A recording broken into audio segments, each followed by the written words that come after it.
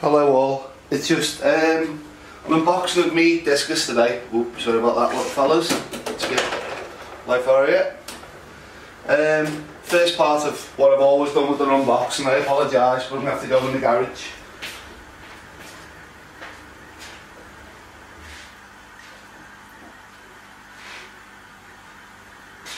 It's pretty much lower my water temperature slightly. This tank's running at the moment just over 30 degrees. I know the fish have just had delivered from Markavander from Devotedly Discus. Usually because you've got heater packs and stuff in a polystyrene box and they're well packed. They're normally around 25. So what I'll basically do is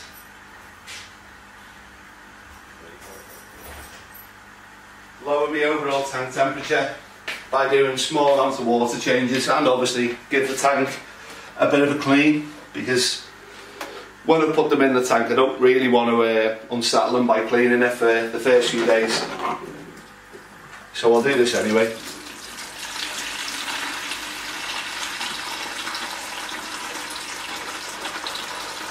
All I'm really doing is siphoning the fish muck off.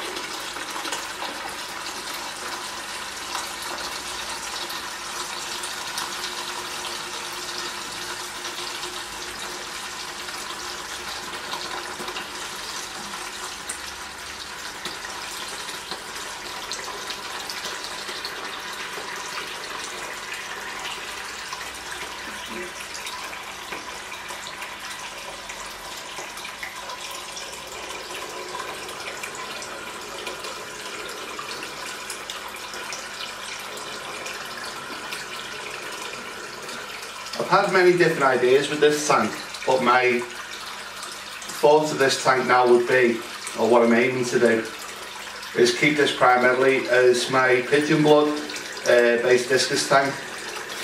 The reason for that is pretty much coloration, pigeon peppering. Because basically that's what happens when you flood your kitchen as well. Yeah, you'll get something called peppering. If you put them in a black background or a dark background, you have a tendency to darken up, or if your substrate's dark or stuff like that.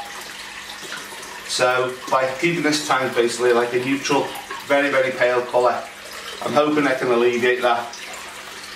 Well, it will alleviate it, and it basically gives me the option to keep different types of Stendker discus within my tank, so, or my two tanks.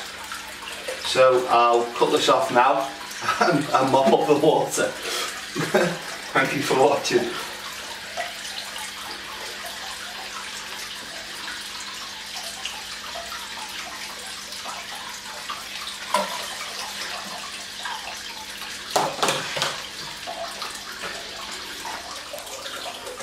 Hi all, I've basically removed my fish from the protective box that they were in.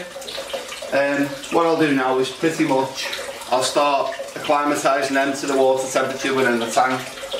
This is basically done by siphoning some water from the tank into the sealed discus bags while they're still sealed. I'll half fill them.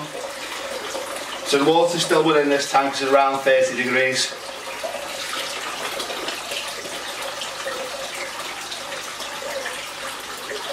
I've had a probe on the actual bag outer surfaces, and that's showing roughly around 24 degrees.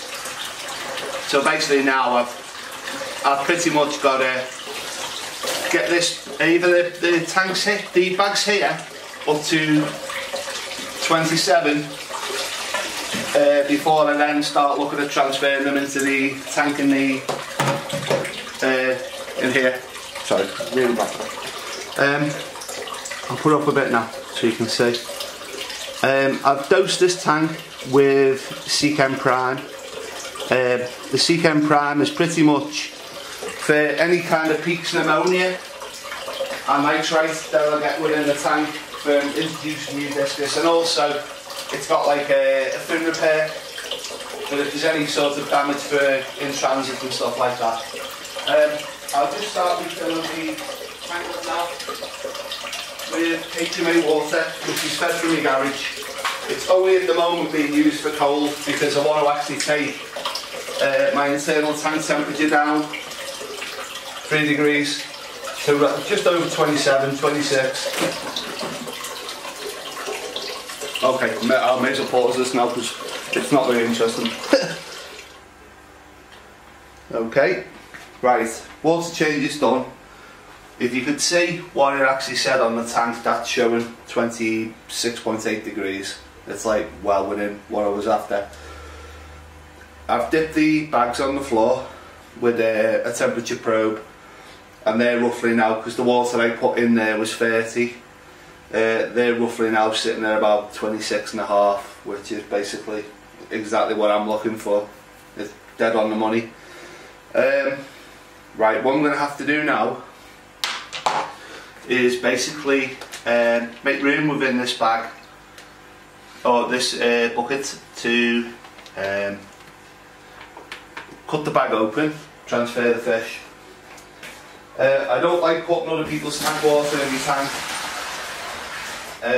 and pretty much the reason for that is because obviously the water, even though these have only been in transit for less than 16 hours, there'll obviously be something in the water that will not be as per my tank.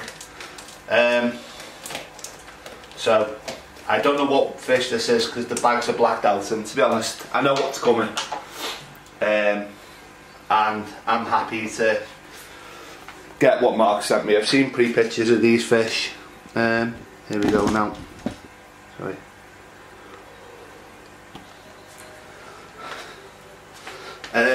I'll open the bag and see. Right, I know what this one is already by the look of it, as soon as I had a peep in the bag. Now I've got my net set up here. I'll basically try to guide the fish as much as I can.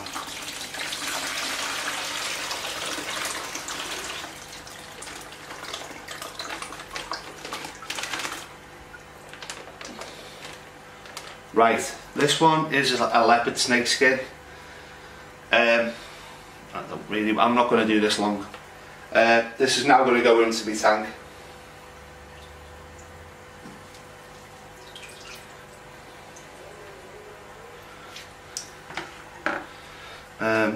Right, this next one, because of what that fish was, I already know what this will be. The next one to be open is what we call a Stendker solid fire red. You abbreviate it quite a lot to SFF or SFR. That one there is a 14cm graded Stendker pigeon snakeskin, the one previously. Now this one here, the solid fire red, is a much bigger fish, or should be a much bigger fish. This one here will be 15 to 17, which doesn't sound a lot bigger, but when you see this you should see that it is significantly bigger, hence the bag size is like near enough twice the bag.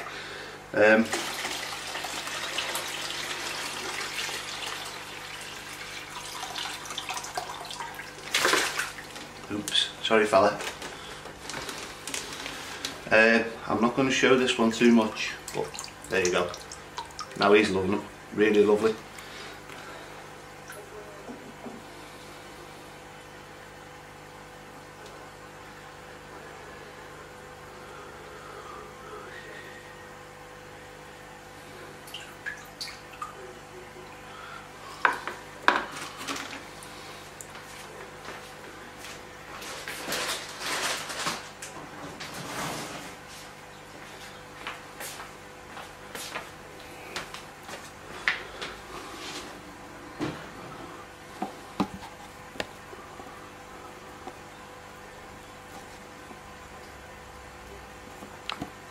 Right, I'm going to refocus back on the tank now.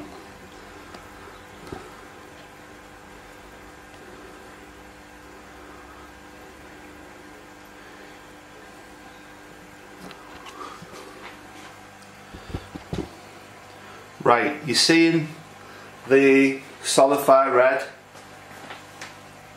laying on the bottom of the tank. Right, that can happen because of atmospheric pressure between the tank and the fish. Now within half an hour to maybe 40 minutes you'll see it move.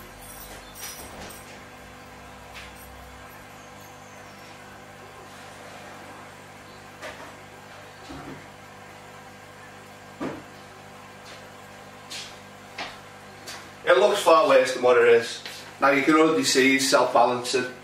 When you first put them in, they really don't like that. What I'm going to do now is basically put the lid out, close the lid, because he can at this point jump, which is obviously bad. I'm going to now move out of the way, to obviously, because me now moving around this kitchen is stressing them out.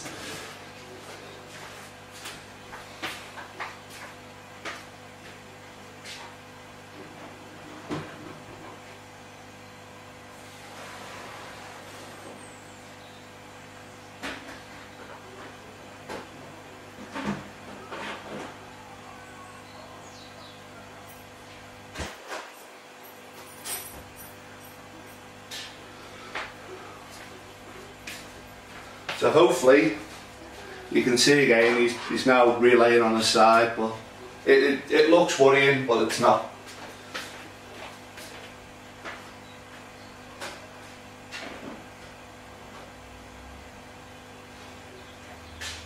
What I can do if it carries on like that, I'll give him half an hour, 40 minutes. If I have to, I'll reduce the water level in the tank, which reduces the, I believe it's called osmotic pressure on the fish, which is basically it's like basically you carrying, it's moving from different environments, like you carrying like extra bags of weight until they're sort of settled and stable. And the bigger the fish, the more inclined they are to be suffering from this. So it wasn't unexpected that this would happen, but it does actually look bad.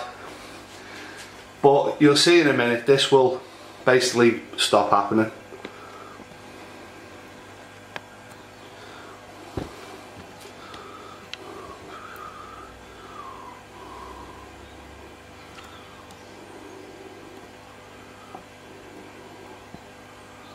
I'll leave my camera on here for a moment.